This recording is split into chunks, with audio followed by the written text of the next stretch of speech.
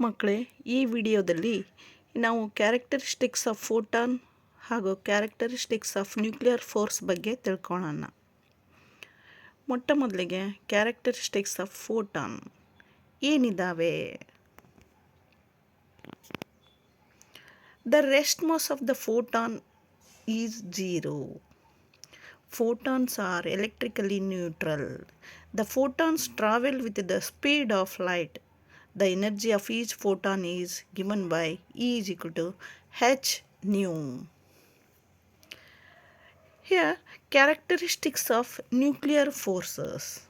What are those? They are strongly attractive forces. They are charge independent forces. They are spin dependent forces. They are extremely short range forces.